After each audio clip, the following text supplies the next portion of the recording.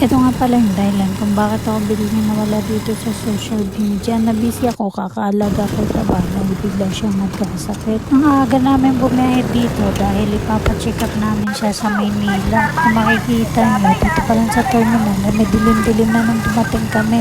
Literal na napakaga ng biyahe namin ito dahil wala kaming almusal. Ang ginawa na lang namin pagising namin, nag-toothbrush pagkatapos nagbihis na kami. Dito sa video ito makikita na nakasakay na kami ng bus papuntang Maynila. Pagdating namin ng Para, dali-dali kami maglakad dahil mahaba nga daw ang pila, sabi ni ate. Kasama namin si ate dyan, tapos ako yung pumila dahil sa sobrang haba. Baka hindi nila kayanan dahil malalaking tao yung mga kasama ko. At ito na yun, nasa loob na kami ng PGH. Nakaupo ko dyan at may kinakalkal ako dahil sobrang yung dandruff ko, be. At hindi maganda ang naging resulta ng check-up ni Taba dahil kailangan na siyang i-admit dahil napakababa daw ng hemoglobin niya. Sa may ubas na admit si Taba kaya kinakailangan na daw siyang i-pregnancy test kaya bumili ako sa labas. Grabe, nakakapagod. Nandito ako ngayon sa PGH kasi na-admit si Taba Tintin. Grabe naman itong mukhang ko. Na-admit si Taba Tintin tapos kailangan daw siyang salina ng dugo. Sabi, nakakapagod. Tapos gutom na gutom pa ako kasi wala kaming agahan.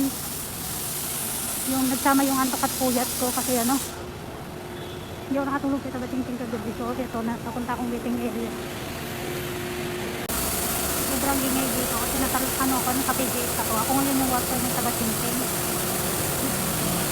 Halo yung gutom at ko, puyat ko. Tapos bakit ng ulo ko. Tapos ang ingay, hindi ko pwede matulog dito. Sobrang ingay. Tapos mayat na yung natawag yung yung nurse. Kailangan daw salina ng dugo daw sa tabating-ting. Tapos tatlong bag daw. Nakakapagod. Lubos na talaga ng dito. Dala-dala ko na yung dugo na isasalin kay tabating-ting. Kailangan na madala to sa kanya kasi kulang na kulang siya sa dugo.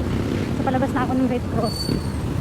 Pabalik na ako ng PGH nito dahil ang sabi sa akin kailangan 30 minutes to 1 hour na sa ospital na yung dugo na isasalin kay Tabachingching. So ito, nagmamadali na ako. So dito kami matutulog ng mga watcher. Grabe yung daming lamok dito sa labas. Nasa ER ako nito at sa sobrang pagod ko dahil lakad-takpong ginagawa ko. Naantay ko dito yung form dahil kailangan na namang salina ng dugo si Tabachingching. O diba kanina nakaupo ako sa ER, ngayon nasa loob na ako ng Red Cross. So inaantay kong tawagin ako.